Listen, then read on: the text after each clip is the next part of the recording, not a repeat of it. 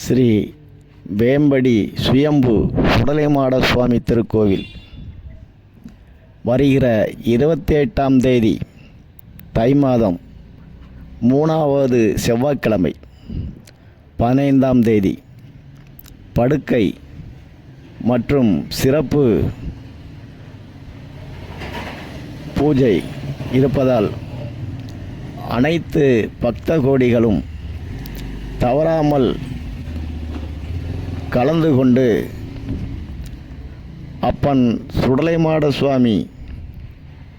செல்வாக்கும் சொல்வாக்கும் பெற்று செல்லுமாறு அன்போடு கேட்டுக்கொள்கிறோம். இப்படிக்கு கோவில் கமிட்டியார் மற்றும் கோவில் நிர்வாகம் ஜனதா நகர், நேதாஜி வீதி, Saranampatti, Kovai 35, bus route Gandhipuram to SRP mill stop, எண் 45 98 24 111